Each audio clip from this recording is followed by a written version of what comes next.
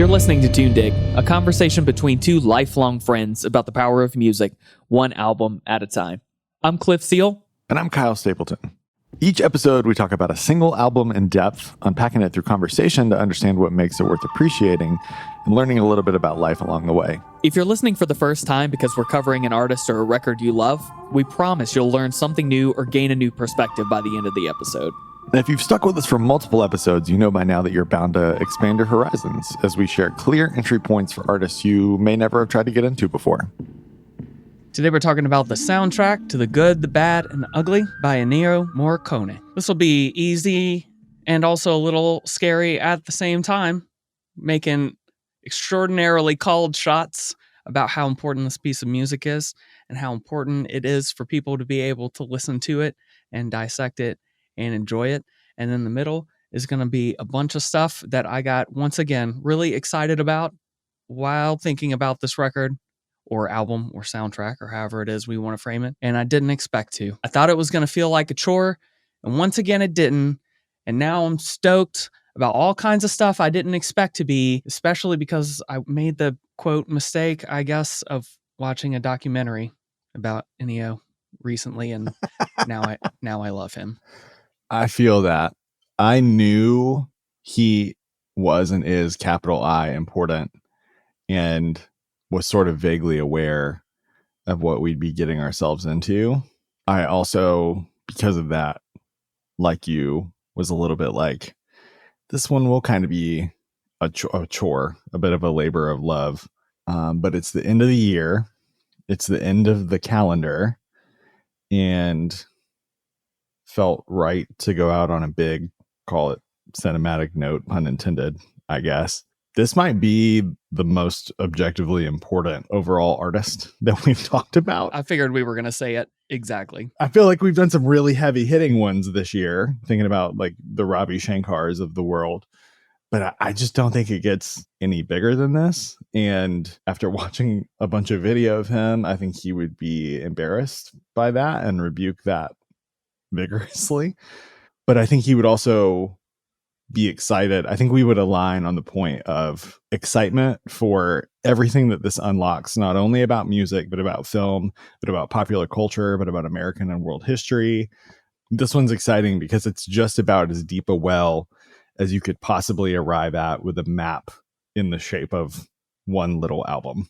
Yep. And the more I learned about him and his process and approach and thought and planning and path to composition, I became more enamored with him as an artist in ways that I, once again, didn't really expect. I mean, we always naturally grow some sense of, at a base level, appreciation, and then eventually some sort of admiration for some aspect of pretty much any artist that we talk about. It's hard not to when you spend that much time with their art, but this was at a fundamentally different level.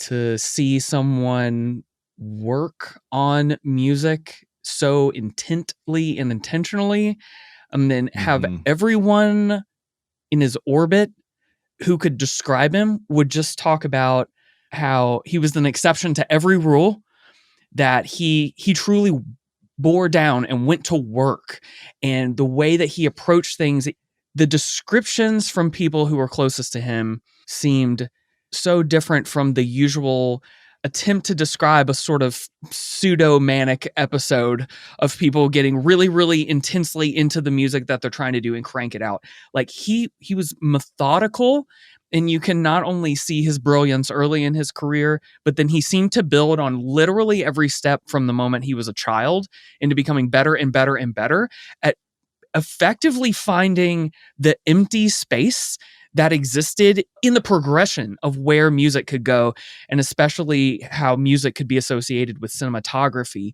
And it was like he was constantly finding like, oh, well, your problem is you didn't just have someone hit a soup can with a spoon on the 3-beat.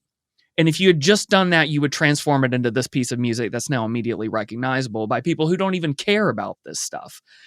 Mm-hmm. And so to see that level of intentionality and depth in creativity, and then think to like 100% of boneheaded people know exactly the title track of this, whether they could ever spot it or name it or not. Like, any human alive incredible. can name that tune in one note, two notes. Yep.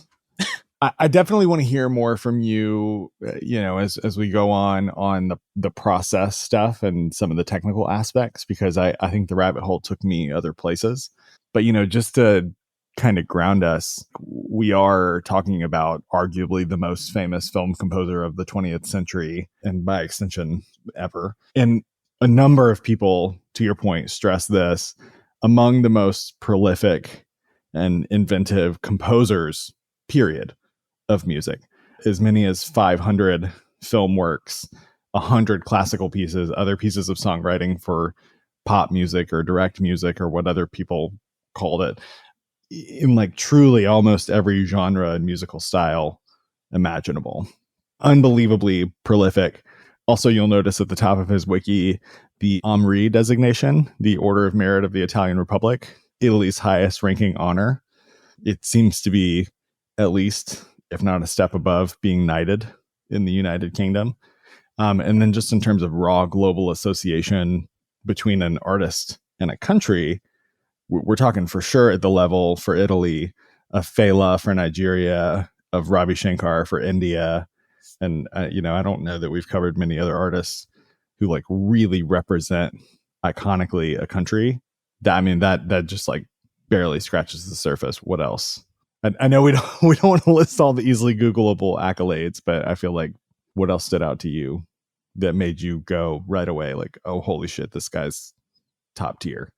It's hard to look past listening to how people described his eventual relationship with cinematography, because I think his specific relationship with Sergio Leone, which we'll obviously talk about a lot here, but watching that become sort of an apex of a direction in his career was really impactful to me, because who knows? I mean, this is a podcast. Our job is to basically project onto things using the things that are going on for us personally in our lives anyway that no one will ever know about.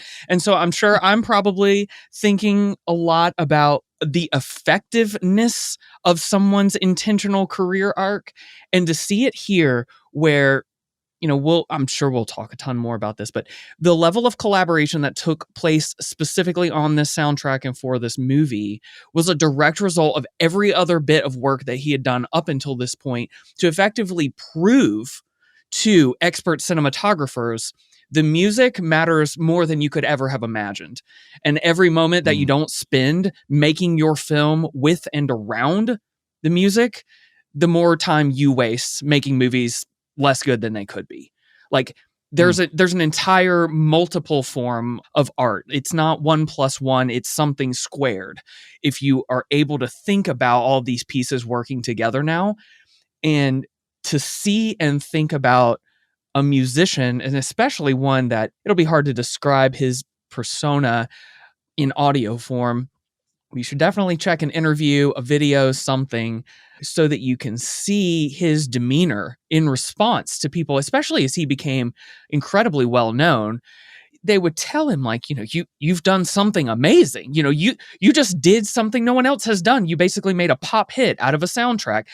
And he can barely kind of hold his neck straight up. He's sort of like looking down at ankles. His literal response to one of those in one of the clips was like, I got lucky. Mm-hmm. So to hear someone who has simultaneously that much intention, but is also humble and unable to just exclusively give himself the credit for, the amount of respect that he had earned in that moment. I don't know. It really inspired me to think differently about art. So there's certainly a lot more to discuss for sure. But I think seeing that impact and knowing that he began convincing people of how important music was, even beyond himself, really gives the feeling of him being like a steward or an ambassador of music and of the possibilities of music in a way that has, I don't know, messed with my heart a little bit in a good way, honestly. I love the idea of calling him a steward, of all the nearly innumerable awards that he was honored with. The one that stood out to me was the Per Artem Ad Deum medal, which translates to through arts to God. So literally stewarding, channeling art and beauty to the world. That award, as you might have guessed from the Latin, is presented by the Pontifical Council for Culture, like AKA literally the Vatican. And that committee was merged with the Pontifical Council for Dialogue with Non-Believers. So the idea of being honored for reaching people who might not otherwise believe in God or something sacred in the universe, and them being so moved by the beauty that you express that the Pope is literally saying, like, you bring people closer to God with your work, is frankly staggering to me. Like that award and name took my breath away a little. And they describe it as in recognition of the achievements which contribute to the promotion of dialogue between the diversity of cultures in the contemporary world, and thus promote man as an individual. I read that as, hey, dude, your shit helps people remember the beauty in being alive, which is like, I can see him on stage accepting the honorary Oscar in 2007 or whatever, and the tears that he had in his eyes. And I can imagine that type of designation taking his breath away as well. So he was truly a steward. And I do think he felt a deep sense of like responsibility and pride to be able to do this.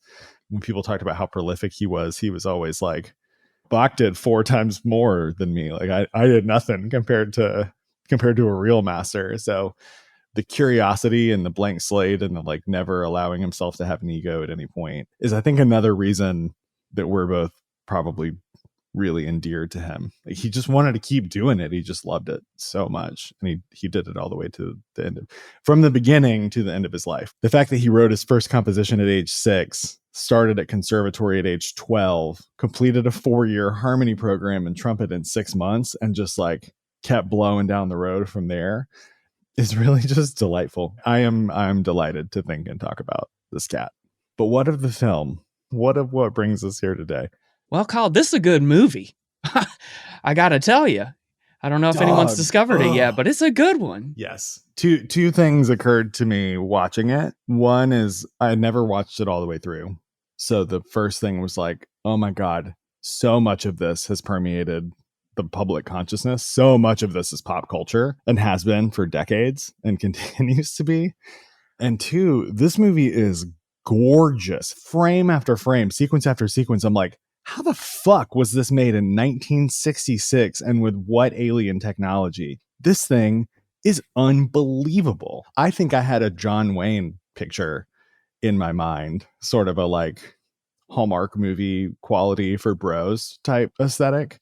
But like, Jesus, man, the wide shots in this thing are Victorian. They're unbelievable. For clarity, original soundtrack length as a piece of music when released alongside of this movie in 1966, original soundtrack amounted to about 33 minutes.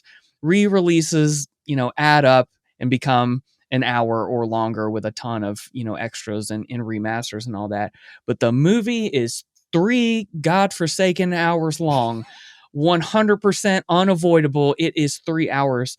And you and I talked about when we first realized, cool.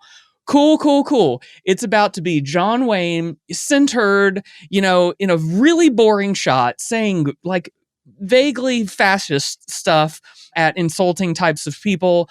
And we're going to have to watch this for literally a whole new Avengers movie length of thing. Like, this is going to be bad.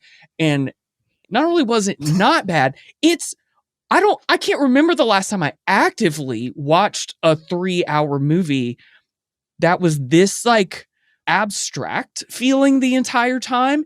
And it was a masterclass in holding your attention from 1966.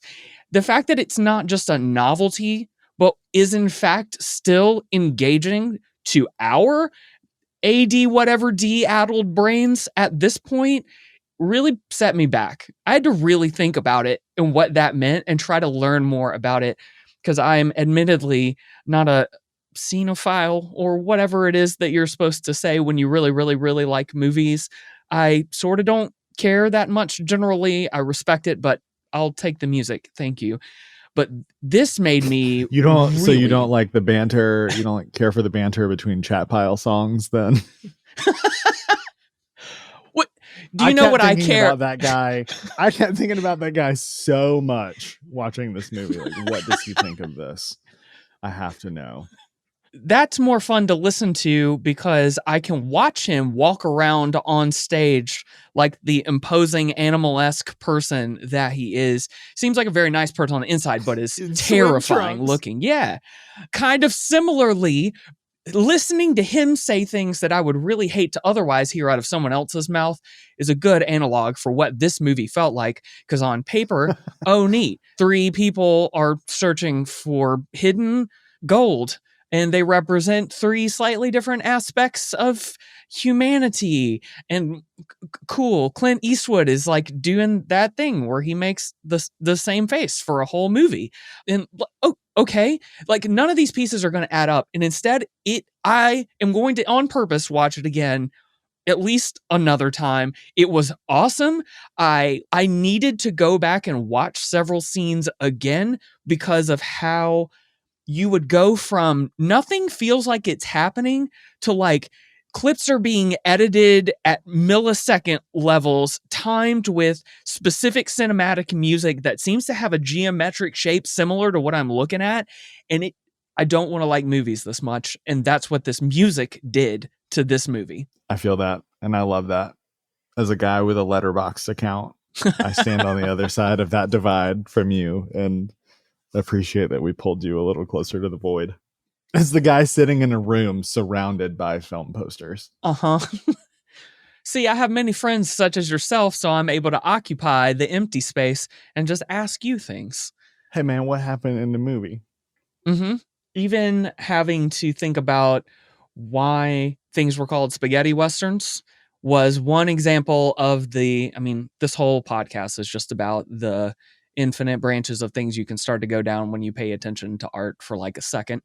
And just the like, okay, so spaghetti western was like a really stupid term for things that were otherwise filmed in, through Italian locations and production as opposed to American westerns. And because we're all Neanderthals here, we called it spaghetti westerns or whatever. And like, just going down to like, what does that mean and what happened and what was different about movies that got recorded over there or created over there, and why were they distinct?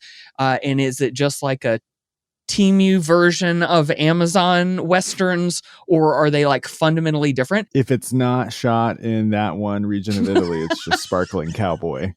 But even the classic, the further away that you go from America, the closer you get to, instead of in American westerns where there was like a really clear hero versus bad people, the more that you switched over to spaghetti westerns, the more they were like, yeah, actually, there's really no such thing as a good person, including in this movie at all, including the person that's labeled the good person.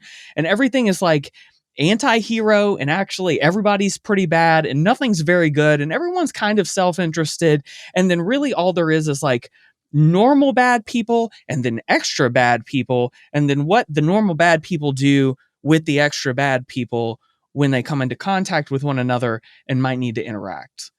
I did really particularly appreciate that it's like an outsider's piece of 360 feedback on America and how actually uncomplicated the American myth is. These were the kind of people that came over here. You can argue about how universal or not it is about human nature, but it is particularly salient about America. Like, we sent a bunch of outlaws over there, and then once more outlaws heard about it, they decamped for that landmass.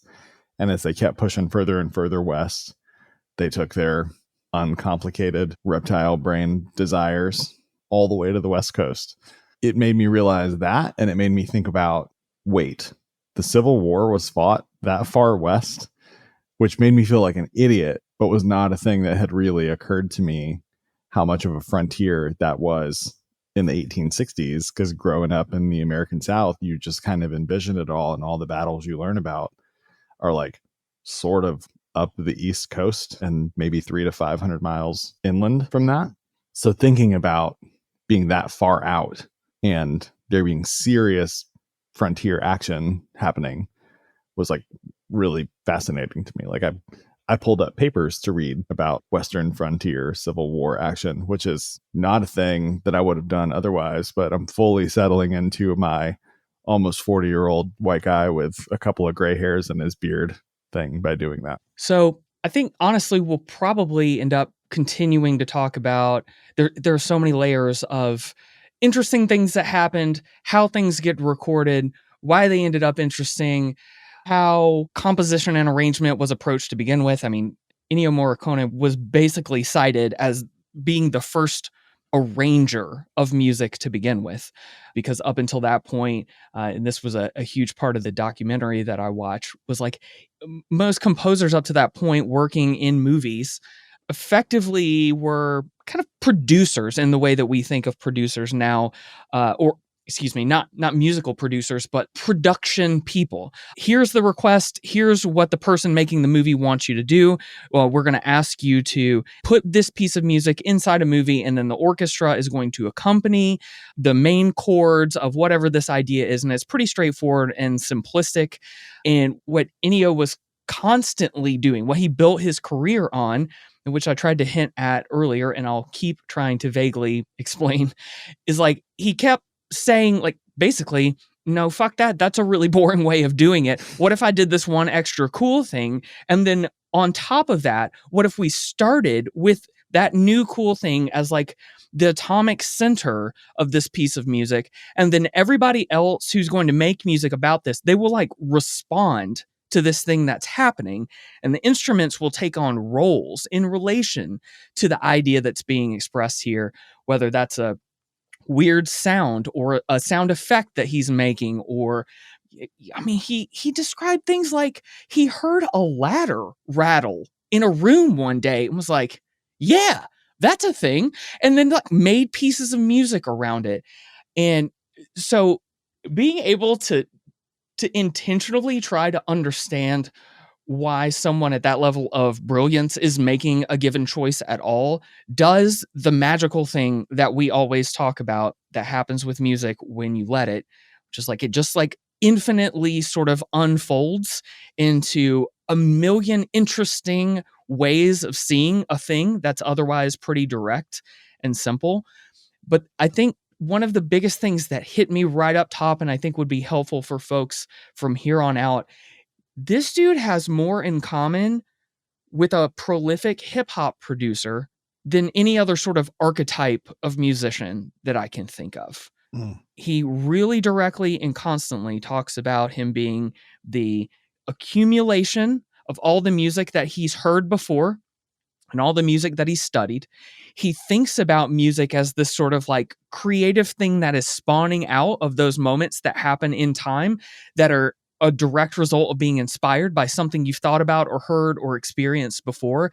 And then everything is just this sort of like starts at one layer and then adds up and adds up and adds up. And then it becomes this incredible thing that stands on its own. And yet is itself, he would go on to use his own pieces of music over and over and over again and interpolate them into new contexts. And he would take introductions from Bach and Beethoven, and he would just like put them in songs and then write new songs as a direct result of like bringing in the equivalent of a riff. You'd be like, go grab me the guitar part from Led Zeppelin's The Ocean, and then I'm just going to like write a song that sounds better than the other stuff that they wrote to go along with that, and that'll be the new song. And then you should make a movie around what I'm doing there, and all that will be really good. But don't tell me I'm smart, because that's kind of offensive, and I'm not really doing anything other than mashing buttons. Yeah, it's sort of like, why isn't everybody doing this? Two things came to mind while you were sharing that. One is I know we've referenced it before, the Mark Ronson sampling as archaeology bit, but just layers on layers on layers of sedimentary sound and expression of ideas.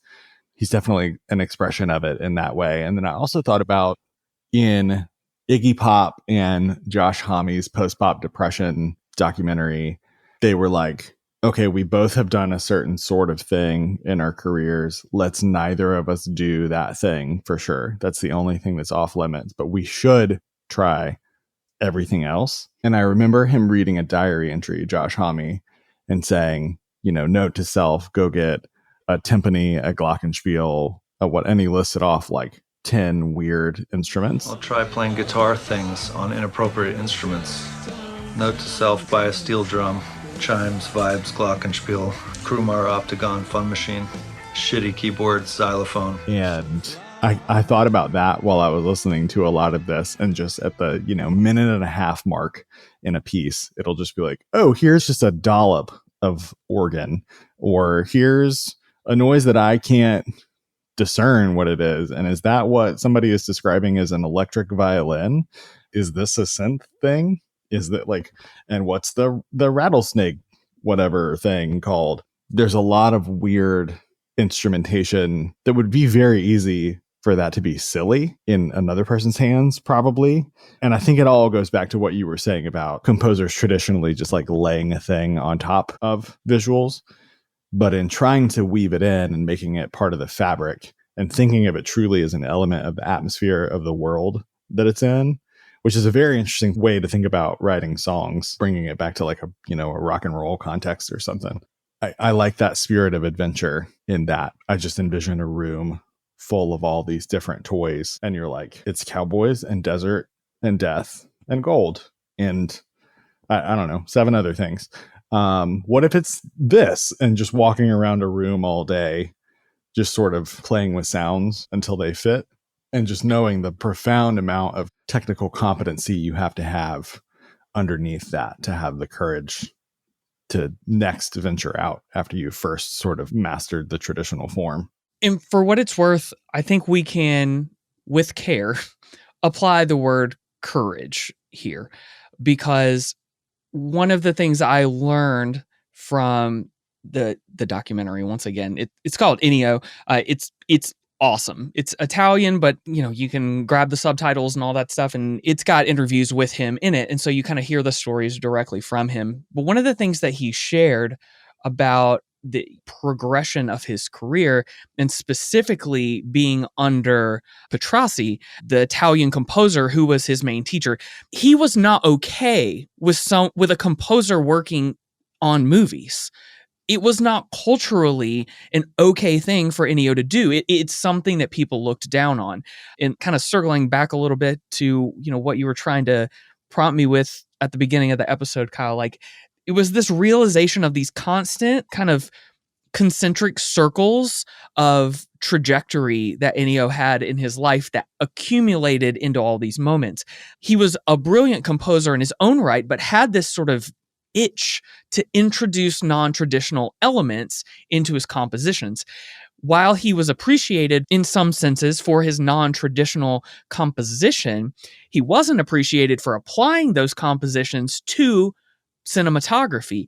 And so he basically ghost wrote soundtracks early in his career so that he could work on movies without the constant badgering, pressuring, cynicism, whatever that might come from his larger musical community or background. And he sort of, in a sense, hid away. But then the reason people were going to him, who was going by a different name in most cases to begin with, the reason people would find this person is because he was clearly a brilliant composer who was using non-traditional elements to set things apart. And just watching these little commitments to ideas and in avenues of creativity, and watching someone be so dedicated to just no, I am on the right track. I will simply keep doing this over and over and over again until it adds up and adds up. And not only does the music itself get better, but I will begin to earn the trust of other artists around me who are able to collaborate and think more creatively about what art can be, who don't need to think about composition being only within the confines of musical exclusive composition, and can think about tying it to other mediums. And then once I gain the trust of that person, can I do something better than what, the sum of two parts would have been to begin with. And that is what this movie represents, at least as one apex type of moment in his career. Certainly far too early in his life to call it the best thing he has ever done, but to see the culmination of that many things all at once, and to know that it came from a place of relative courage for this individual, I think makes all of it even more compelling. And to me, makes active listening like a fundamentally different exercise when you can, like, in a sense, trust the heart and intention of the artist. I think we knock on this door on occasion on different episodes when we talk about records, but like when you find someone who seems to truly put themselves into what they are making, and you can feel that, it transforms your ability to receive it. And it's nothing quite like it. So let's talk about the listening bit. This has been the part I've been the most excited to talk to you about, because for the first time with this exercise we do, thinking about how to take it in fresh and find key moments, this is the first time I've been like, is that possible? On a couple of different levels. One, because of the cultural ubiquity we talked about, there's almost no way you haven't heard the 2-note coyote whistle in a Western, and a parody of a Western on The Simpsons, in a commercial, on a TikTok, signifying a cowboy thing, right? So like, there's no way to be truly cold on this, I would go out on a limb and say. But two, can you divorce it? Especially because Ennio was so committed to being so enmeshed with the film itself. Can you divorce it from the visuals? Can you just put this shit on your headphones at the airport, having never seen the film, having never seen a frame of it or know what it's about, and just put it on as a piece of music and appreciate it? Does it work? And does that matter? I don't know. I think I arrived at like sort of a gray area on it rather than one position or the other, as a person who frankly has like not known how to think or feel about film scores as a music fan. They've always felt like this other thing in the separate category. So like, I don't know what the answer to that question is, and I'd be interested for your thoughts. And then we can get into like, okay, but actually there are a lot of great musical moments in this, and what were some of those for you? I loved it. As a purely active listen with no other anything going on, I loved it. I am a little concerned that that's more about my odd cross-section category of brain funny, but I mean, I can say without reservation, like, I will continue to do this again. It, to me, slots into we've talked about the band Sun. That is sort of one direction you can point your eyeballs in and look at and kind of see the road that we're talking about here. It is specifically non-eventful, effectively. But if you are able to put yourself in a situation where you are ready for that level of like, I'm cool with it being quiet whenever it might need to be quiet, it is a perfect, interesting bit of art to let come back at you. Because one thing we might discuss further as well, there was a lot of inspiration from John Cage. And, for someone who is pretty famous about the use of silence, you can feel the intentional usage, perhaps even more, in my opinion, when you're listening to it only as a piece of music and not with a visual accompaniment. Because even though they totally match up, for sure, the connection between movie and music is so cool. Every other movie feels irrelevant to its music after watching this, or most of them at least. But the silence and the contrast, or I would say like the dynamics in volume, are incredibly upfront.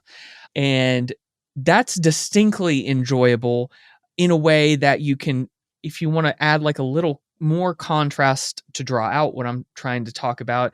So there was a Hugo Montenegro album that came out in 1968, which re-interpolates the whole soundtrack and uses slightly different instrumentation, uses an orchestra and synthesizers, and takes a slightly different approach. If you listen to that, you'll hear the difference in what I'm pointing out here, because they don't effectively use silence. It is, in a sense, a popification in 1968 of the soundtrack, which is why it ended up being a super popular song in its own right. Actually, this interpolation of the title track ended up being one of the most successful instrumental tracks of all time. But you will notice that the silence doesn't exist the same way anymore.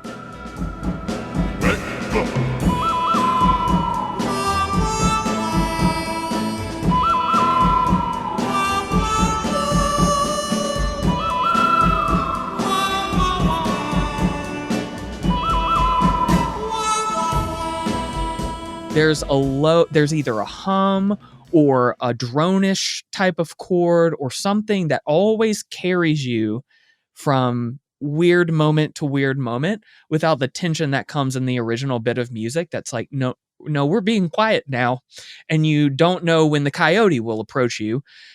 And so to say one more bit about this, if you're in the position, and I mean this seriously, if you're listening to this podcast and you have not recently experienced either the music or the movie, and you're a huge nerd like I'm about to be in this moment, you can and should exclusively listen to the soundtrack first and then go watch the movie. Because especially for me, again, a cinematographic idiot, I may not know to notice all of the specific ways that Sergio Leone shot that movie, and being familiar with some of the music like draws out the facts that you mentioned, like the super wide empty shots. Well, he's either doing, in most cases, super wide shots with little bits of movement in the background, or extreme awkwardly close up shots of faces, which is often how he'll like kick off a scene or something. And like the contrast between like you can't hear anything and you're in the middle of the desert to you are 3 inches away from the nose of someone who is probably about to shoot you is a really cool experience to map back to an active listening of a record like this. So, I mean, it's dork shit, and I don't want to like pretend like this is 100% worth everyone's like 4 cumulative hours to do that. But it was a really cool experience and changed the way that I watched and appreciated the movie, like from the jump, because I got familiar with the bouts of silence and got interested in what was about to come up.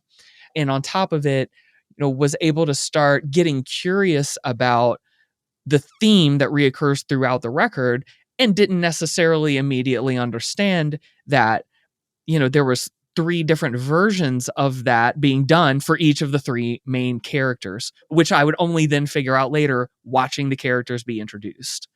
And like, that's just a cool experience, man. Everything is spoiled before it even exists in the world anymore. And so to be able to create a little bit of treasured moment for yourself is lovely. So I'd encourage people there. And I'm hoping this was the type of thing you were wanting to talk about, because that was my big takeaway from an active listen. Absolutely. So walk through some of the tracks and talk about some of the moments that stood out for you when listening fresh. Well, let me go ahead and say something really funny that I laughed out loud. We are already admitting to being dorks, so here we are.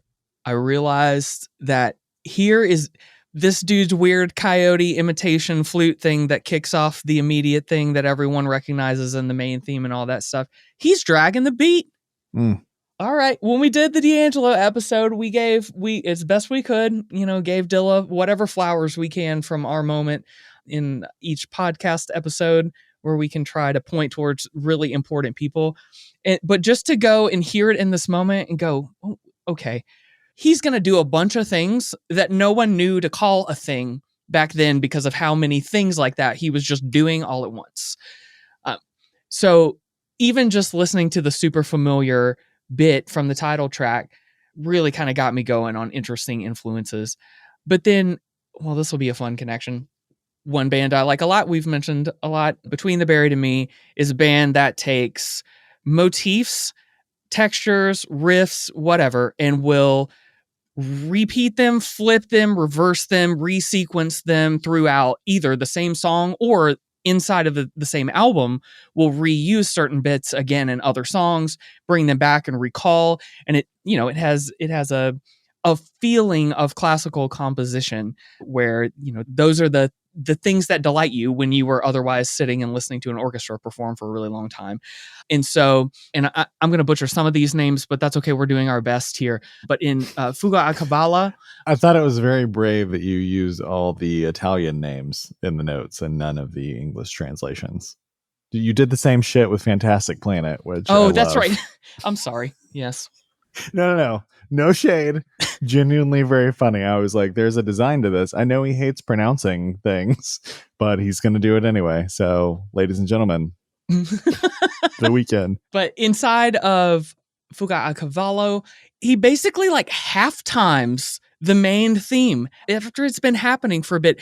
And like all of a sudden in that moment, I'm like, well, okay, so every groovy, doomy metal riff that we've ever liked that played with the timing of itself, here it is. So we've got like, before I'm even, very far into a soundtrack, I understand where Jay Dilla is using rhythm differently, and that's reminding me of a thing. I've got main motifs being weirdly played with in terms of their own time so that they sound scarier or faster or more eccentric or more accelerated. And then you get to Il Ponte di Accordi. The first 45 seconds of this, we talked about the sort of use of silence. It's not silence necessarily, but it's a truly unnerving experience in the first 45 seconds or so there before you go back into something that feels a little bit more appropriate and normal. I mean, I've probably got, several of those types of moments, and definitely one I'm sure we'll touch on as well. I mean, the trio is, if you have to pick another song that's not the main theme to make sure that you listen to, that one for sure. Possibly the greatest scene that's maybe ever been made in a movie, or at least it's reasonable to put it up there with a lot of other ones. All of that's incredible, but it's almost one of the easiest ones to appreciate because of how clearly great it is. Whereas on so many of these other tracks in between, like letting yourself get invested in how quiet it gets versus where things come out of and where they're panned to and what they remind you of that you've already heard, it recurs over and over again, throughout these tracks. And so I had a bunch of them and we can talk about more of them, I'm sure, but I'd like to hear yours too, because I'm sure there was no shortage. I love all the ones that you brought up, and I had other ones. Yep. So I appreciate that. A number of people talking about the film talk about the title track and say something to the effect of the moment it begins, you're in for something different. And I went and I looked up the films of 1966. The biggest ones were Thunderball, The Sound of Music, Dr. Zhivago, Who's Afraid of Virginia Woolf, and That Darn Cat. And then the year before that was Mary Poppins, also Sound of Music, Goldfinger, My Fair Lady, and What's New Pussycat. So like that's the big pop movie experience at that point. And thinking about the tones of those films, the closest thing is going to be a Bond movie for a major US audience. But this feels like an entirely different thing.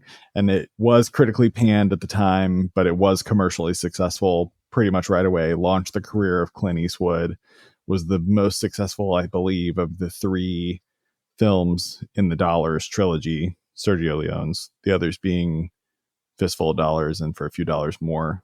And I think 64 and 65, yep, respectively. But this was like this was the one. This was the oh wow one in the trilogy. So the title track and the experience of seeing that on a big screen with the sort of Bond-esque but sort of crazy title card animation is a bit of the Jimi Hendrix Are You experience thing. Like I cannot fathom sitting down in a dark room in 1966, 2 days before Christmas, and seeing that shit. Like it was a real Back to the Future, like, but your kids are going to love it moment. I just, it feels alien to even think about. So the bigness of that took me out of the how trite the title track and the first 3 seconds of the title track have become at this point. A couple others that I really liked. I didn't realize how much I liked flamenco guitar as a similar, yellow filter to signify Mexico motif type of thing, and how much that originated with this sort of world as well. And I think my fascination with the Southwestern American desert, palm desert, is pretty well documented at this point. So naturally, I loved the song called The Desert. And interestingly, to your point about all of Morricone's myriad inputs, at around 3.5 minutes in the desert, there was a thing that sounded like a James Brown and the JBs, almost like It's a Man's World, soul, heavy R&B piano stab. And it happens for like 15 seconds. And then they use that to push up into an ascent of another swell of arpeggios.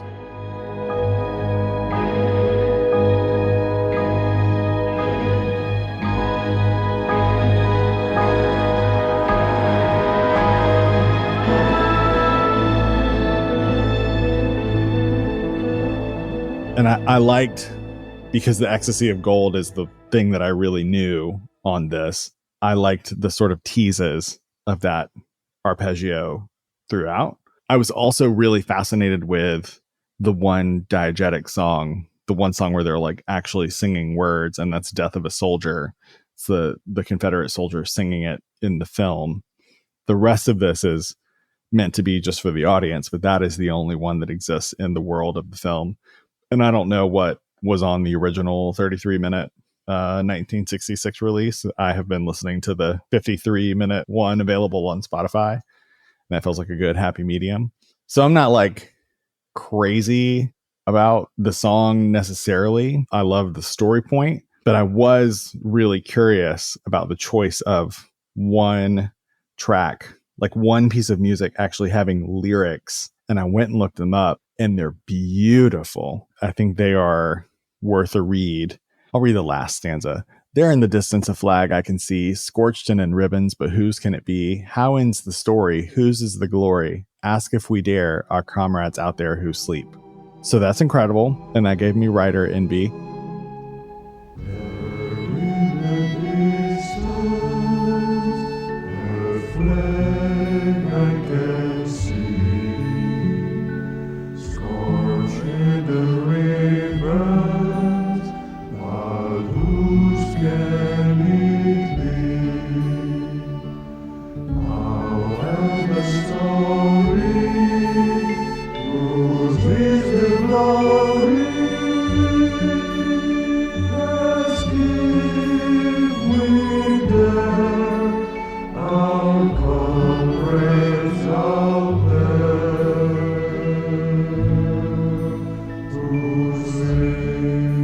I went and looked up, holy shit, did Ennio write those lyrics as well?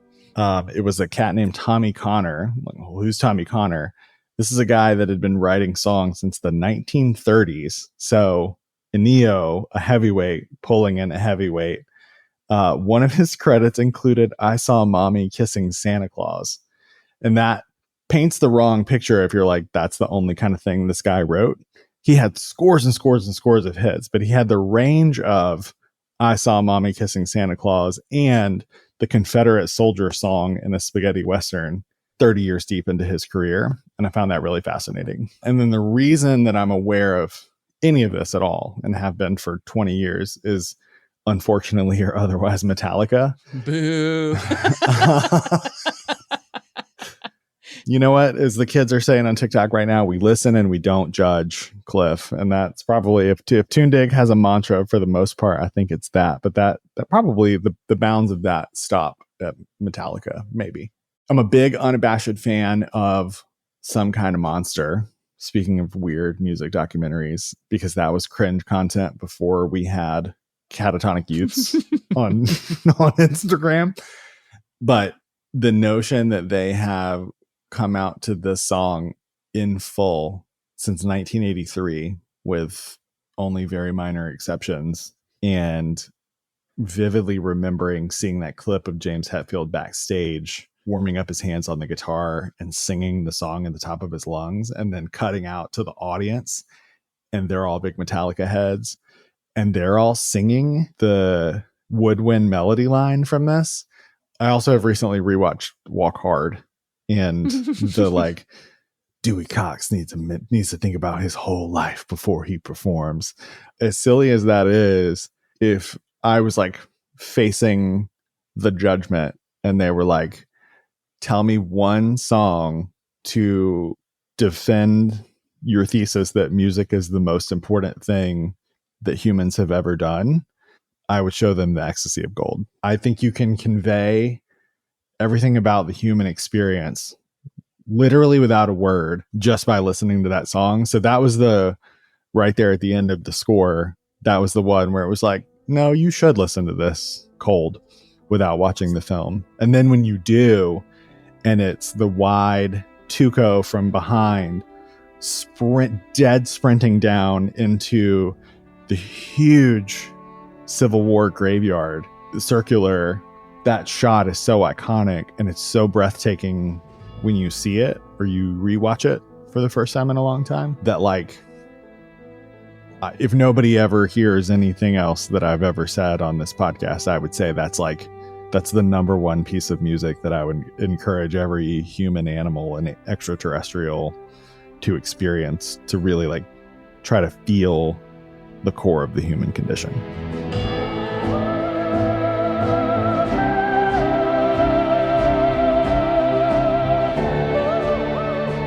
That's it. Just real casual, light shit like that. I appreciate you booing my boo. I deserved it.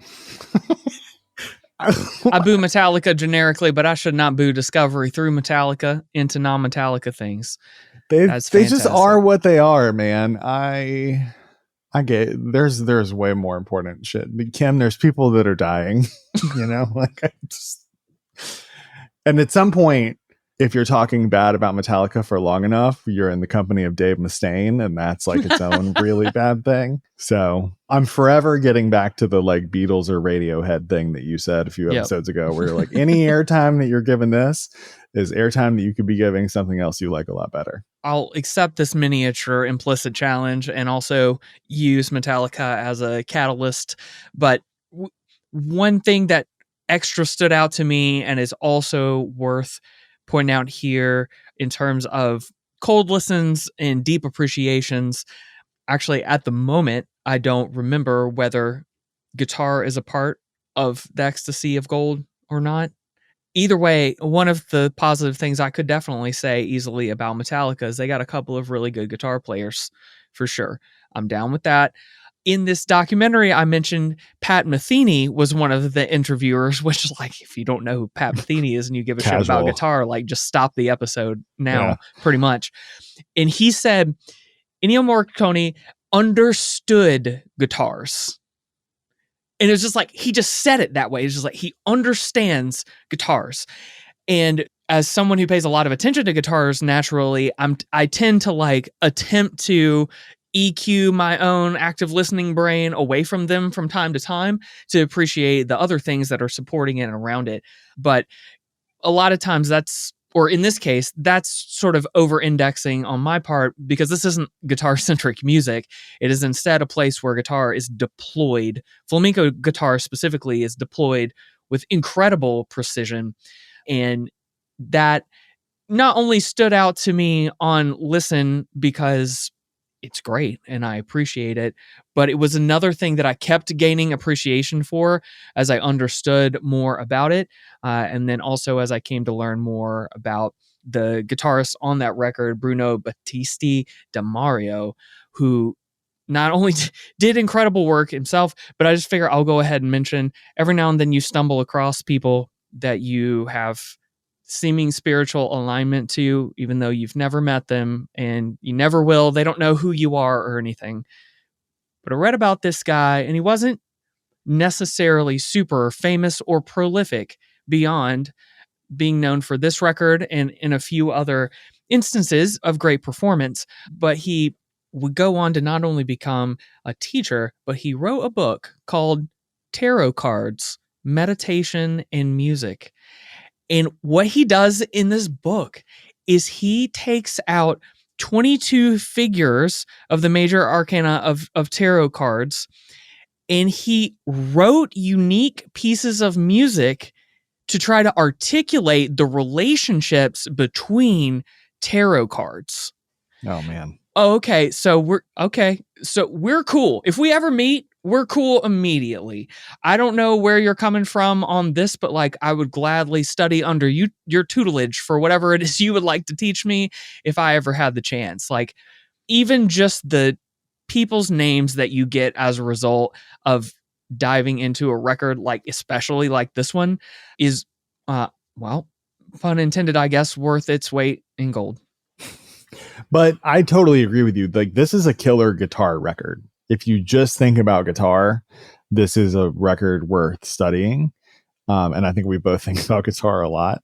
You get both Led Zeppelins on this record, though. You get the classical flamenco guitar and the sort of folk aspect, the frontier aspect, and then you get anachronistic but great electric guitar. Like, it's a choice to put electric in this. It's the 60s. It's obviously modeled after Duane Eddy, the Ventures, that, you know, Dick Dale, that sort of thing. But it works because it's clear that it's expressing the essence of a character or a spirit or an idea. It's not trying to do a thing, or it's not like some schlocky, like this movie's in the 60s, so let's go electric.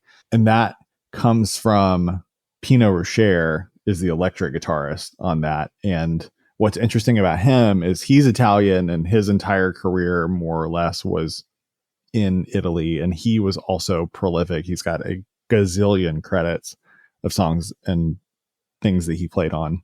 The province that he came up in Italy had American troops stationed there. And that led to him joining Allied Army orchestras in the mid 40s. So he came into contact with what his wiki describes as American musical atmosphere and jazz.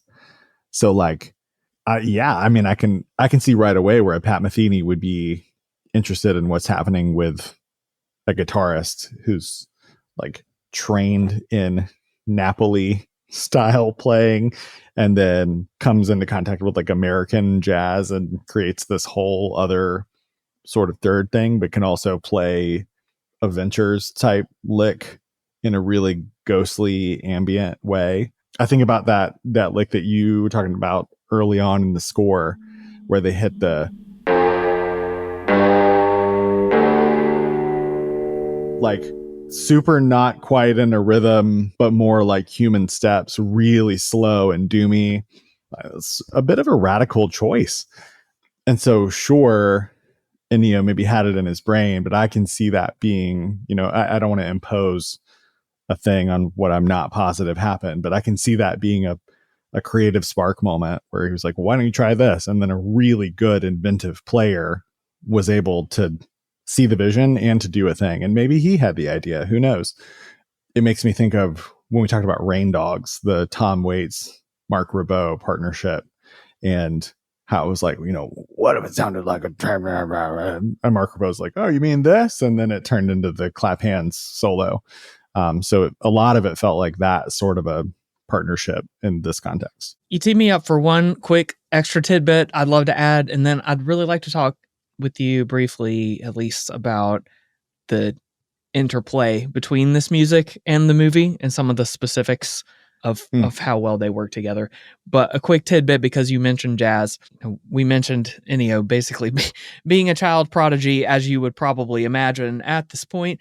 And, you know, we talked about, maybe we haven't said directly, you know, he grew up under a very musical family, and his father was a jazz trumpeter. And again, one great thing from this documentary that I felt gave an outsized bit of insight on Ennio's approach to not only music, but life.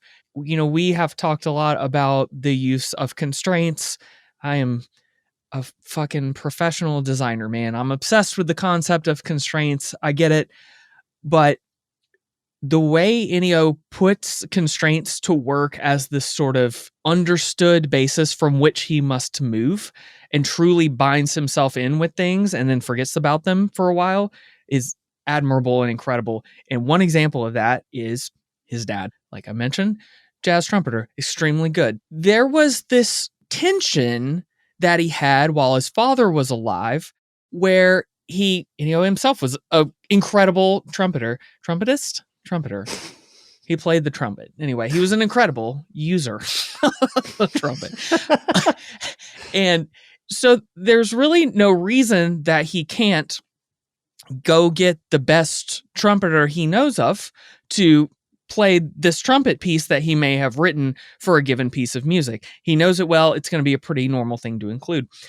But there was this tension that he seemed to have with the idea that in doing so, he would, by its very nature, have to invite his own father to come be that person, because it was sort of unbearable to imagine saying, thinking, or implying that there was someone else who should do this part other than his own father. And so he simply did not include them at all, just didn't include trumpet parts until his father passed away, at which point he began including it in his music.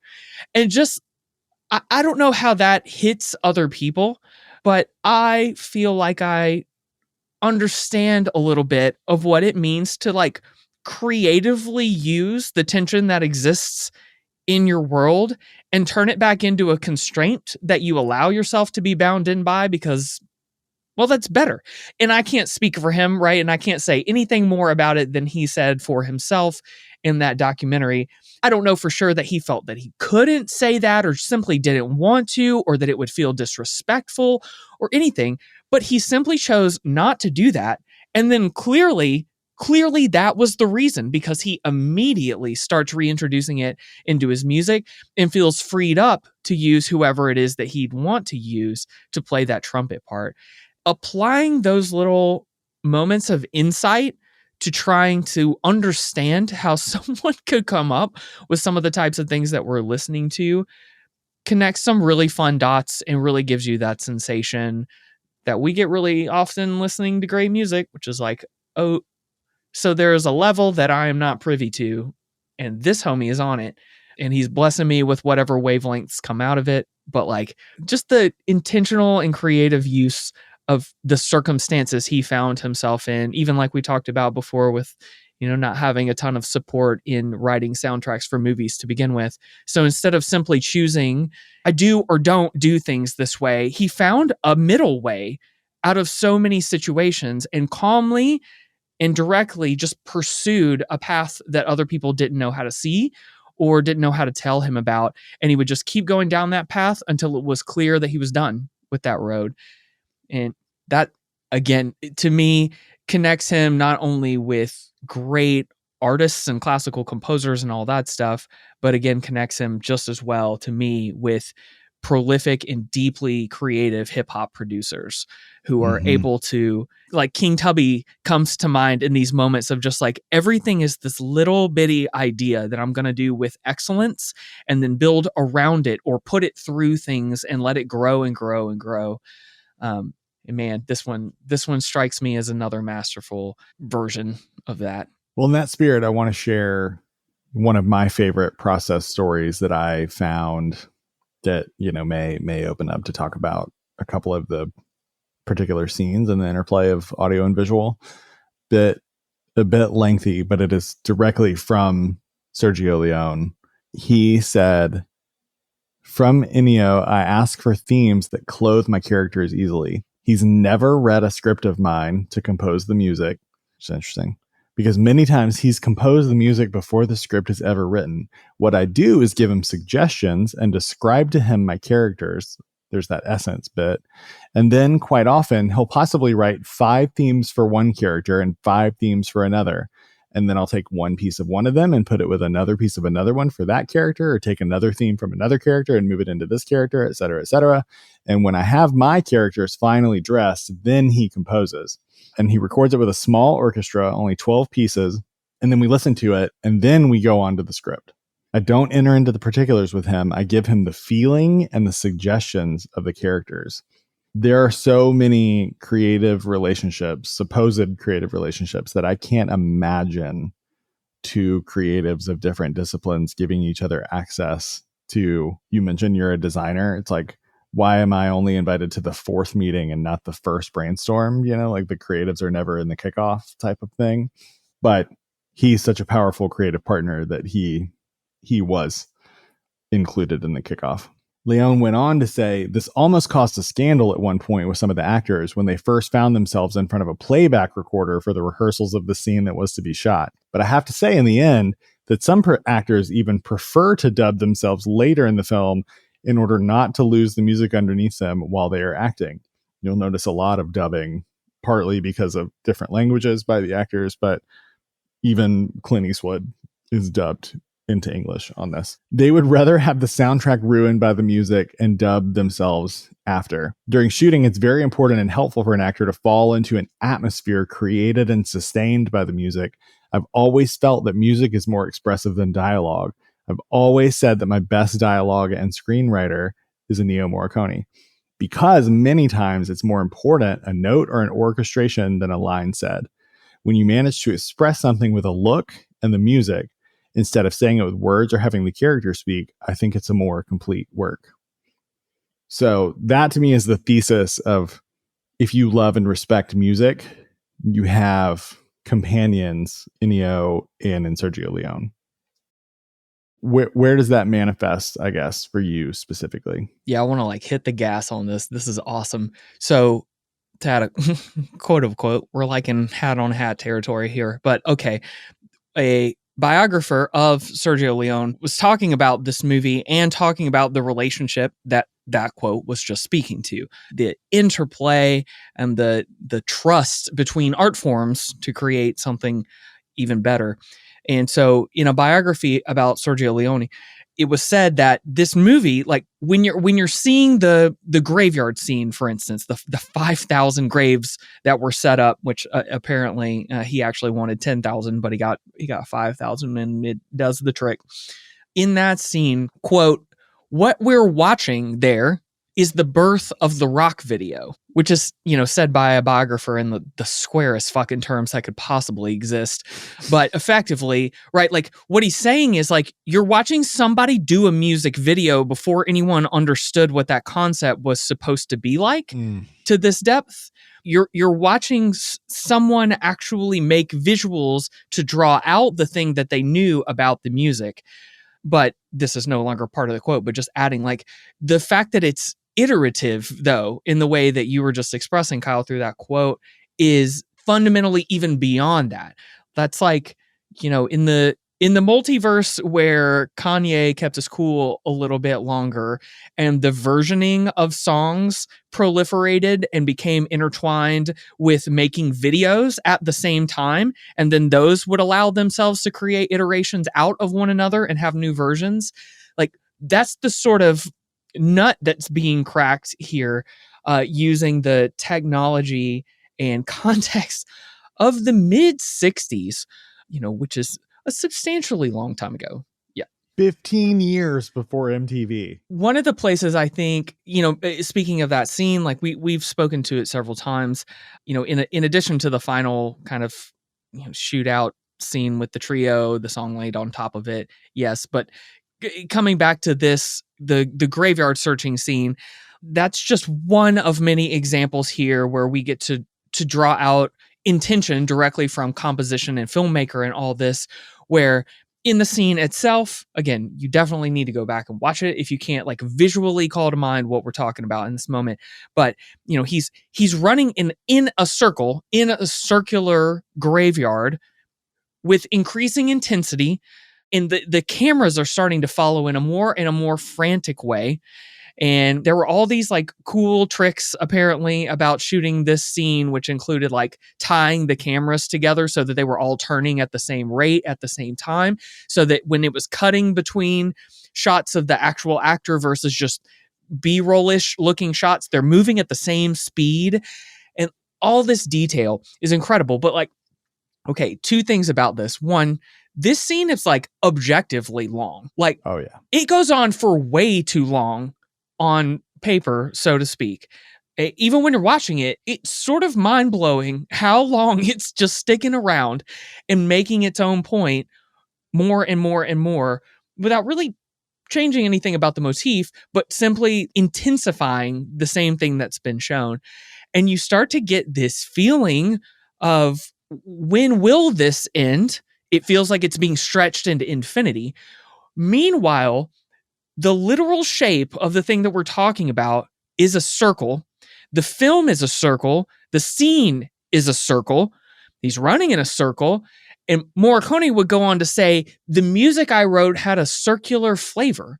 Things don't ever work together this well anymore. The way that you can just like extract an occasional scene or two out of this, and you get to add up all the little things we've tried to talk about so far, even just the wide shots versus close-ups, the speed and the contrast of different shots and the way that the music works with it.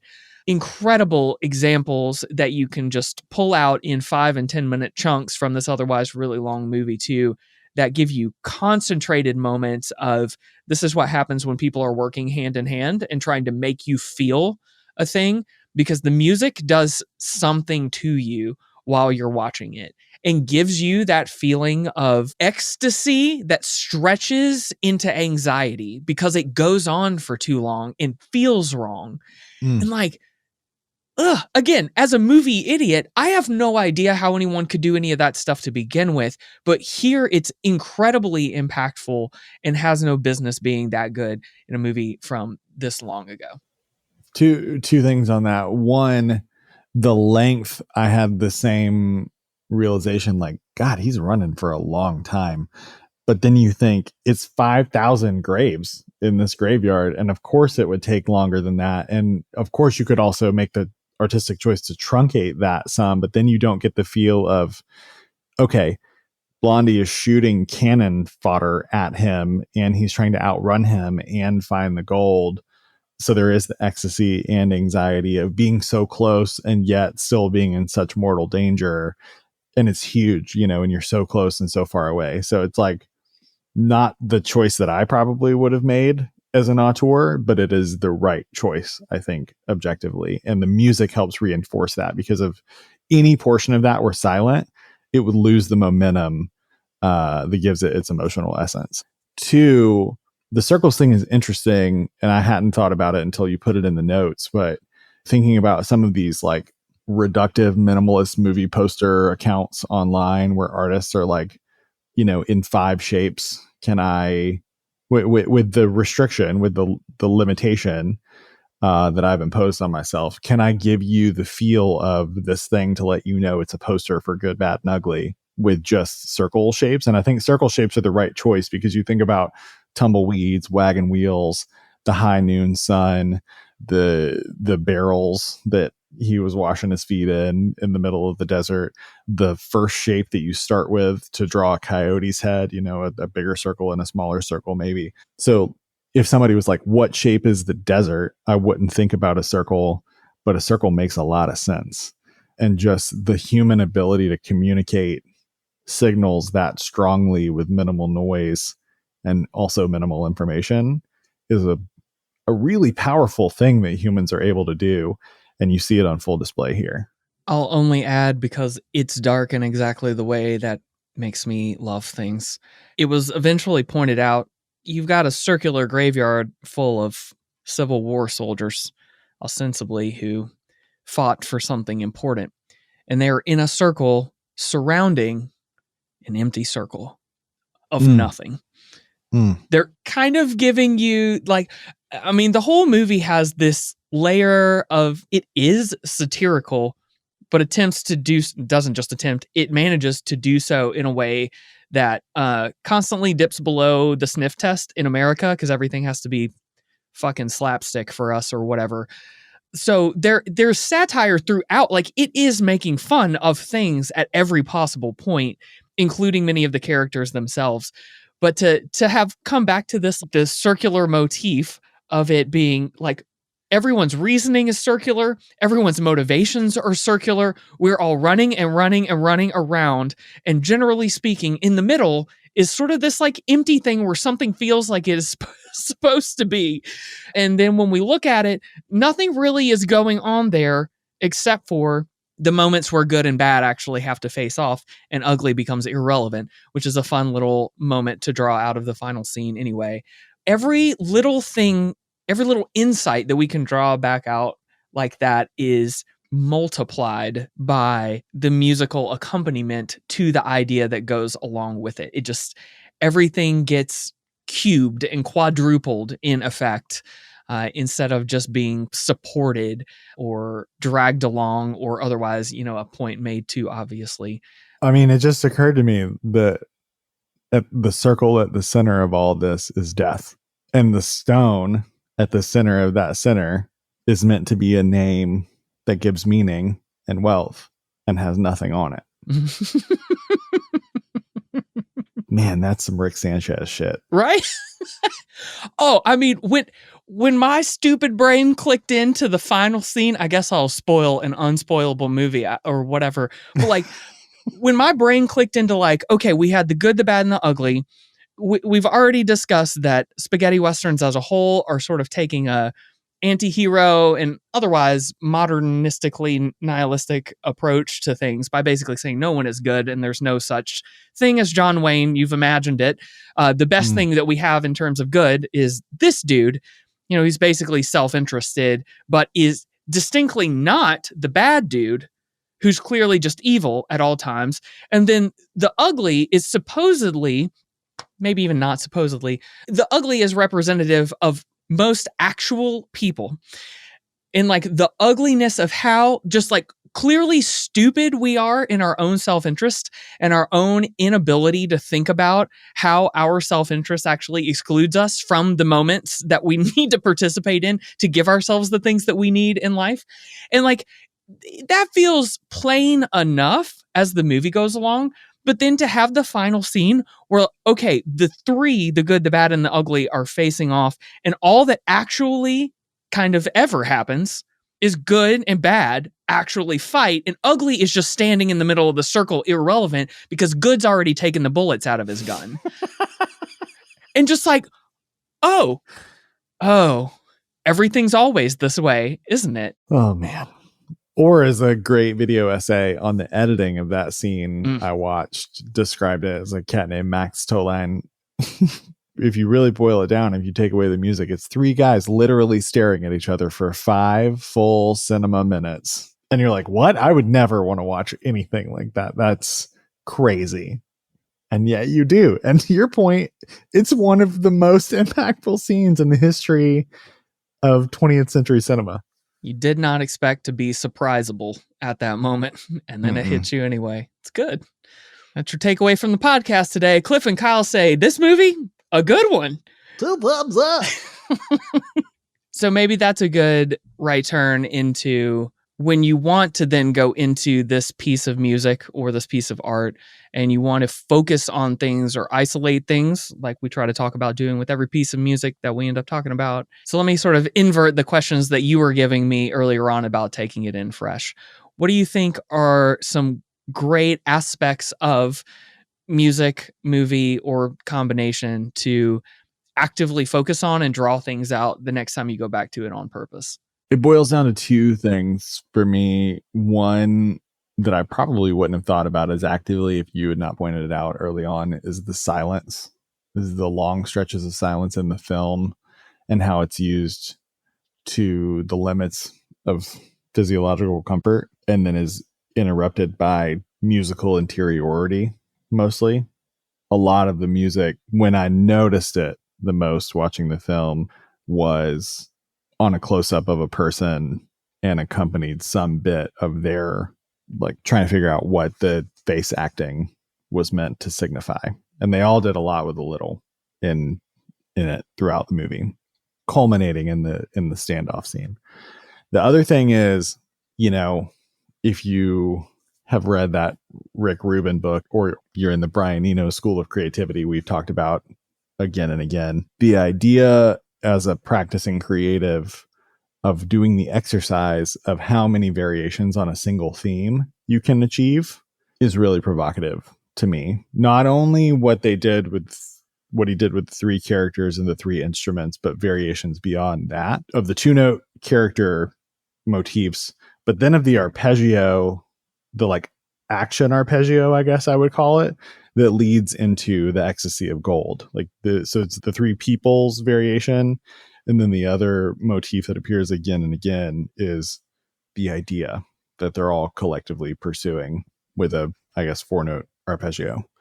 I would say those 2 things, silence and really masterful breadth in repetition and constraints.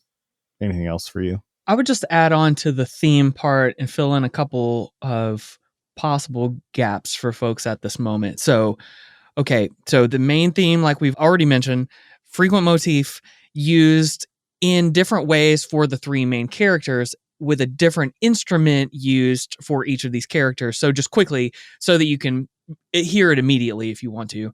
Blondie, the Clint Eastwood good character, is the flute. Angel Eyes, the bad, and Ocarina is representing him. So Skeeter from fucking Doug is stoked, I guess. For the Zelda fans in the house. And then for Tuco, Ugly, you got human voices mostly doing the same motif. So you can go in and try to pick those apart and pay attention to them. But yeah, that's a great way to do it. We've mentioned a bunch of instruments, but because of the sparseness of the music itself, it's to me a difficult moment to do the instrument specific focus that we like doing on some records to really draw things out. You may be waiting a long time for the next time for something to come around. So I definitely think the theme based stuff makes a ton of sense. I would maybe even say, as an extension of what to focus on or isolate, we could actually connect this pretty directly and immediately to the thing we usually kind of end with, which is what to start doing next if this touched any part of your brain or spirit or heart.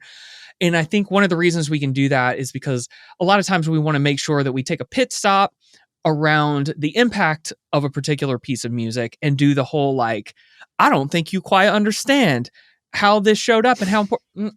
I think we're probably good on that front here. We already talked about that this is almost certainly a piece of music you already know, even if you don't know that you know it, which is a level beyond, the 99.99999% of all recorded everything, which is pretty incredible. But as an extension of focusing on things like motifs or themes, or even paying closer attention to the way that the music interacts with the movie, this does the immediate kaleidoscope into a 1,000 other directions that you can go in. Mm-hmm.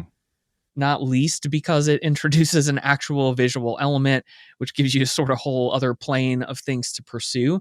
But I think at this point, like, there's so much to start talking about that we can sort of spin the globe and put our finger on things that'll send people in directions that it feels like maybe the best use of just extending that original question on focus. What you think? I agree with that totally. And to your point, there are a whole grip of rabbit holes that we could jump down. I'll tee you up for an easy one. If I say this was neat, I would like to hear other soundtracks by Ennio Morricone or someone else. Where should I start heading? The Rolling Stone, I think his obit said, no two people are going to give you the same Ennio playlist, and that's the joy. If you are a film fan, film adjacent enthusiast, or just general culture enjoyer, what I find exciting is starting with the directors' names that I know I have liked something of theirs and going from there. So, like, I think he did Days of Heaven. He definitely did a Malick film and was nominated for an Oscar for it. But Bernardo Bertolucci, Roland Jaffe, Roman Polanski, Don Siegel, Mike Nichols, Terrence Malick, Brian De Palma, Barry Levinson, Oliver Stone, Warren Beatty. He did the score for Bulworth, for the hip hop culture movie, to like put a finer point on the hip hop thing. Quentin Tarantino, like, he did the Hateful Eight score after Tarantino reused a bunch of his score work on other films, and he has mixed feelings on Tarantino, to be sure.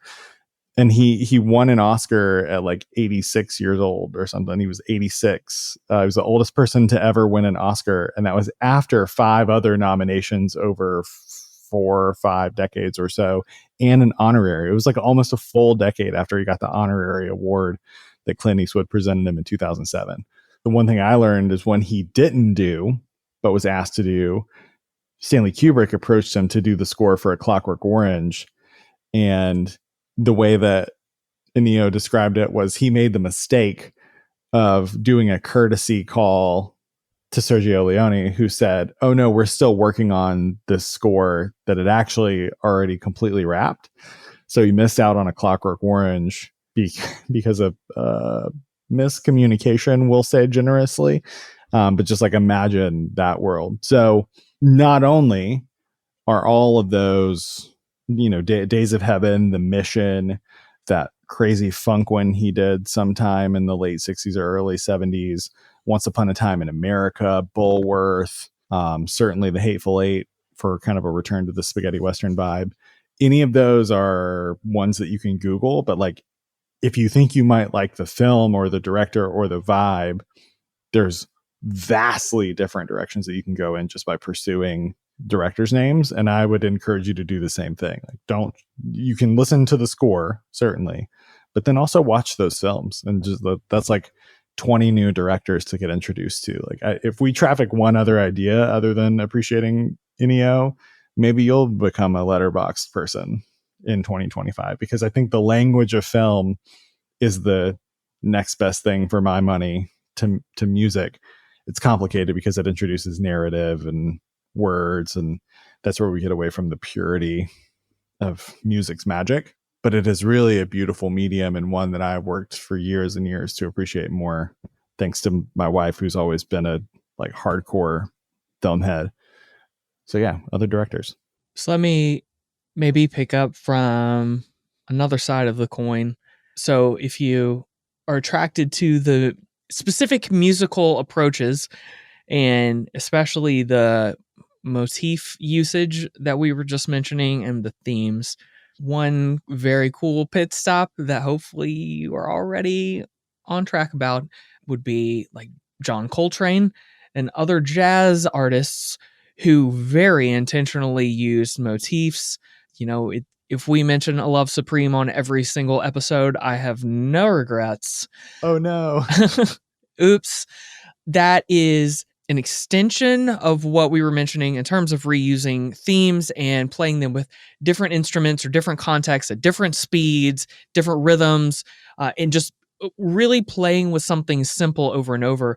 A Love Supreme is a fantastic musical only example of using 4 fucking notes to make the greatest jazz album of all time, simply by playing with those 4 notes in different ways, on different instruments, in different time, in relation to, other people who are experimenting with it at the same time. Anything that takes you in that general jazz direction, it's not only a cool offshoot of the idea, but just, again, as a reminder, so much of what we are listening to that Ennio composed was conceptualized through like an education in jazz, an early, deep education in jazz as that genre of music was developing. So much of what we're hearing is effectively the vibe that became jazz is a vibe that gets carried over into these forms of composition, where so much of the creativity is about finding the little moment that hasn't existed yet, and the stupid quote about the note you don't play, all of that shit. It's spiritually aligned with one another, that people care about their moments of silence, the note that comes after the silence, the lead up to the silence, and then how all those things work together. And then when you find something good, repeat it in different ways over and over again until it becomes a hook that becomes an earworm. The spiritual manifestation of jazz, like me coming from this angle and feeling like the approaches of jazz were manifested in visual form through this movie, really took me somewhere. I have primarily been thinking about edited music and like weird ways the two forms can meet each other. Like strong recommendation to go seek out John Cage, both as a musician and as a teacher. And there are lots of other like intersection-y moments, like visual albums, other people who have done poppy type music getting into score. So there's like other rabbit holes that I think jump out at me more primarily.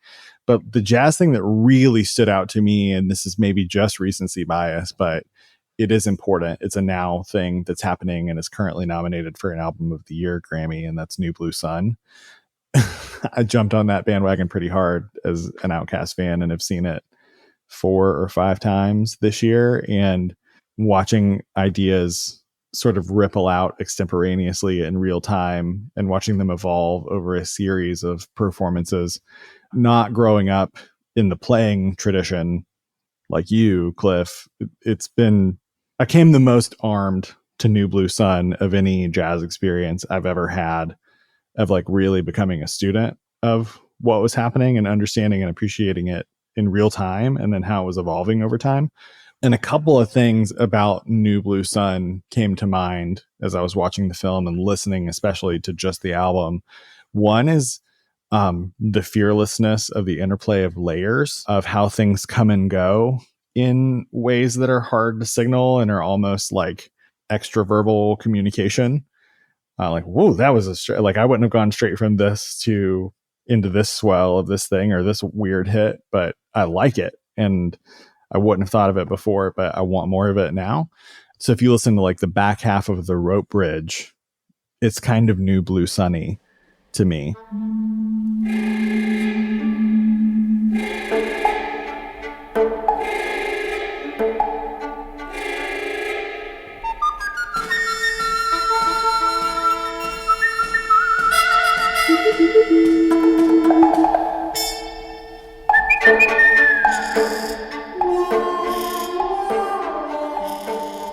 The other thing about New Blue Sun is it reinforces the Morriconian instinct to seek out weird instrument choices.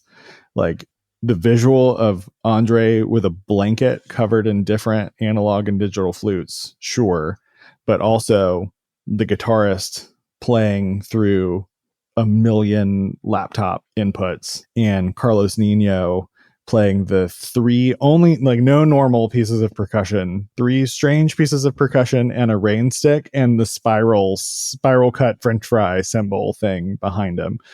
None of it made sense at all the first time I saw it. What are they going to do with any of this shit? And now it just feels like a room of delights. So I would encourage everybody to go like check out some amount of New Blue Sun content, because it's very much in the spirit of this thing. It's also, while we're talking about instruments, it's also worth mentioning guitar, right? Like strictly on the guitar tip, surf rock for sure. Your Dick Dales, your Dwayne Eddies, your Ventures, your Shadows, but also we've name checked Yawning Man a number of times. Gary Arce, definitely inspired hugely by spaghetti westerns, and I think has always been clear about that. But also Dylan Carlson and Earth, specifically the like mid-aughts Earth. The Bees Made Honey in the Lion's Skull. That's an incredible spaghetti western type record. And then Dylan Carlson's solo record Conquistador, extremely in this vein. So definite like surf rock guitar stuff. And then American Primitive, if you're into the flamenco and Latino like forms of acoustic guitar playing, are their own tradition with tons of great players throughout literally hundreds of years of history. And I wish I were more of a student of it. But American Primitive evokes the Southwest for me in a lot of ways. Your John Fahey's, your Bill Orcutt's, your Marissa Anderson's, or a record that you're going to see on a lot of Best of 2024 year-end list, Hayden Pettigo's Live from Amarillo, Texas. You'll get some of that same acoustic and pseudo-electric flavor with that. So New Blue Sun and Hayden Pettigo, some real 2024 moments to connect to 1966. What else, man? All signs point inward to New Blue Sun. I think it's probably worth just saying directly, and then you can certainly add flavor to this. So I don't mind this, but I teed you up for I like soundtracks. What should I listen to earlier? And you said, here are the directors you should watch. That was a better answer, but now I will re-ask a similar question and just sort of like mention a couple that come to mind for me. But I may not spin a soundtrack as a genre often enough, maybe. I don't know to go to it a ton, but there have been several moments in my life where I've encountered a soundtrack that blew me away and became, a standalone, enjoyable piece of music. So I think there's niches to uncover. There's also just like the obvious, okay, John Williams knows how to write a soundtrack. I literally went to Red Rocks last year, the year before, just to listen to an orchestra perform John Williams music. And it was, it had no business being that good. And it was great. There's a whole bunch of people just sitting there listening to it because it's so memorable. And John Williams certainly went further in the direction of less weird and silence-induced atmosphere and more like, I'm going to take this main theme and you're going to remember it for sure. Whether it's Star Wars or the Olympics or something in your brain is going to go da, da, da, da, about something for a very long time. And it'll be right from John Williams and it'll be helpful for you. And it'll introduce really specific parts of movies and all that. And so I think there's a sort of like intentionality there. But, John Williams, Hans Zimmer, I think you've mentioned a few other folks. You've even mentioned, I think, Danny Elfman. So that's the person who's worked with like Sam Raimi and Tim Burton, I think. I primarily think of Tim Burton, but he has done a lot. He was also, I could be totally making this up, but I think he was in Oingo Boingo. Yeah. So yeah, what further should I chase there as a bonehead who would like to learn more? Holy trinity of getting into scores you definitely touched on is Morricone, John Williams, Hans Zimmer. Hans Zimmer has a great op-ed that he wrote about how Morricone is his hero and biggest inspiration. So direct through line there. And, God, Zimmer and Chris Nolan is another like Leone Morricone match made in heaven. That's great. Yeah. Bigness is what they do better than anything that I've ever seen. Inception, Interstellar, the last two of the Dark Knight trilogy movies, especially.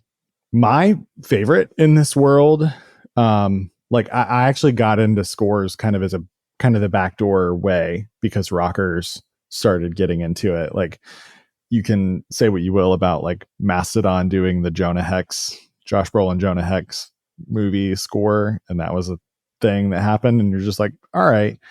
But it seems like an artist of any serious import is maybe going to try some degree of soundtracking or scoring or accompanying visuals out at some point. So for my money, the gold standard of the 21st century of this is Trent Reznor and Atticus Ross. All the Fincher stuff that he's done, the Social Network score is incredible. Girl with the Dragon Tattoo is incredible. They've done a ton of stuff since then, but those were the two that really made me like sit up in my chair and start taking it seriously. They did Challengers that came out this year too. There you go. I think one of them has done something even more recently than that, maybe, but Challengers was a big one. But then there's like Queen doing the Flash Gordon soundtrack, which then got me into, there's this UK group, Teeth of the Sea, that covered the love theme from Flash Gordon on this short little EP called Hypnoticon. That is like one of my favorite things ever. Like if my records were going up in a fire, I'd probably get my Spodio di Dopalicious single and my Hypnoticon EP 12-inch. Queen, you have Nick Cave, the Assassination of Jesse James score is incredible and also westerny and different. They also did that Guy Pearce film, The Proposition. It's probably their best loved one, I would say, but they've done a bunch of other stuff too. Mark Mothersbaugh from Devo has done a bunch of stuff, like all the way down to the Rugrats film. So he's got his own flavor that he brings to stuff. Certainly the soul guys, Isaac Hayes and Marvin Gaye, like so Shaft, Blaxploitation. Marvin Gaye did Trouble Man, and that's an incredible just Marvin Gaye record, but it's also got great instrumental stuff. Jimmy Page did 2 of the Bronson Death Wish films. Mark Knopfler from Dire Straits did some stuff. Johnny Greenwood, who has cited his Morricone influence. They have talked about, Tom York and Johnny Greenwood have talked about how influential Good, Bad, and Ugly was on OK Computer. So that's a rabbit hole that's there if you want it. Daft Punk and Tron Legacy. And then I had totally forgotten this, but Toto did the original Dune in the 80s or some part of it.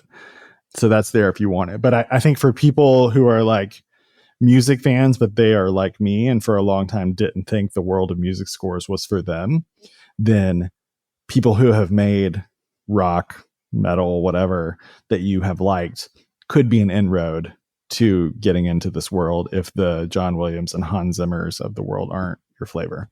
I loved 100% of that, but you admittedly floored me unexpectedly with Toto having composed most of the soundtrack to the original Dune, which also then had a track contributed by Brian Eno, Roger Eno, and Daniel Lanois, who is another incredible musician that we only have mentioned maybe once or twice. Yeah. Daniel Lanois, and I always associate Daniel, even though I don't know that they're connected in any way, with Chuck Johnson, because they both made pedal steely records in the mid 2010s.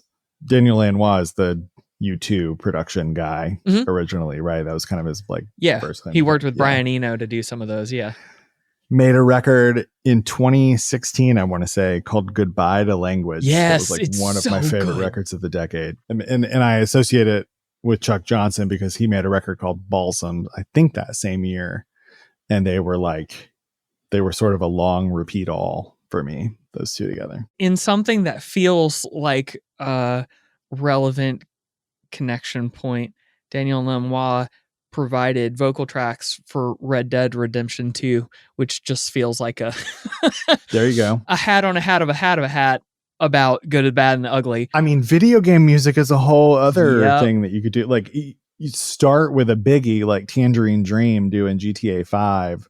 That's a whole other thing. And I know that's one that I don't appreciate enough, but I at least know that, like, I'm glad that companies like Rockstar invested big money in atmospheric music and world building that without question had roots in this film and some of the things that Morricone did. One other rabbit hole I would point out is the visual album phenomenon. It's like, where's the link, or like, where's the line where you delineate between an album with music videos or the Michael Jackson Thriller thing's got a short film or whatever. But thinking strictly about albums where, like, they essentially made a movie to go with it, or every song has visuals for it. Some recent examples, like the biggie is Lemonade, obviously. Surfboard. Prince was an early adopter of whatever this line is. Purple Rain being the seminal example, but also Graffiti Bridge and Cherry Moon. Our beloved hometown hero, Janelle Monáe, with Dirty Computer. But then also, I love the Sound and Fury example from Sturgill, who's had a great year. He made a weird record and then he did like an anime with it. And I think it's still on Netflix, so that's worth checking out. And then Queens, with like Clockwork, did visuals with Boneface for every song, I think, off of that album. So that's like, all of that is sort of a phenomenon. Thinking about that quote that you shared from Sergio Leone's biographer, like, we're watching the first rock video being made. Somewhere along that continuum of like visuals and sounds belong together, but it's an emphasis on the music instead of dialogue and linearity, exists the visual album thing. Hard to overstate the implications of this singular fucking piece of music. I find myself at my own crossroads because I think I want to talk about this for like 2 more hours, and that will become unbearable and lack the character. Well, how about this? Yeah. Okay. He passed not terribly long ago. He's only been gone a couple of years. He had 91 good, densely packed years. So why don't we give somebody else the last word who had some things to say about him when he died? How do you feel about that? Depends on who it is, but I trust you. Yeah, let's do it. John Zorn? Okay. Is John Zorn all right, we're good to go. bar? Okay. Yeah. Some highlights in the reflection. John Zorn wrote this thing and the New York Times published it. I really love that 1-2 punch of it being incredibly Googleable. A few of the things that he said about him: he called him an innovator. He said he overcame each new challenge with a fresh approach, retaining a curiosity and childlike sense of wonder. He was always open to trying new sounds, new instruments, new combinations, rarely drawing from the same well twice. So curiosity and childlike sense of wonder, rarely drew from the same well twice. He's a man of tuned spirit because he was also a man of integrity who did not suffer fools gladly. He lived a relatively simple life in a beautiful apartment in Rome, waking up as early as 4:30 in the morning, taking walks and composing at his desk for hours on end. He traveled little. So he's a man with deep roots. This is what I really love. What needs to be understood is that Morricone was a magician of sound. He had an uncanny ability to combine instruments in original ways. Anything was welcome if it had dramatic effect. His mastery of a wide range of genres and instruments made him a musician ahead of his time. This kind of openness remains the way of the future. What he accomplished in the challenging and restrictive world of film is nothing short of miraculous. There, his immense imagination, sharp ear for drama, profound lyricism, puckish sense of humor, and huge heart find voice through a magnificent and masterly musicianship. Artistic freedom was his credo, and his impeccable taste and an innate sense of energy, space, and time was palpable. His work, therefore, elevated every film he scored. May we all be as free as Ennio Morricone.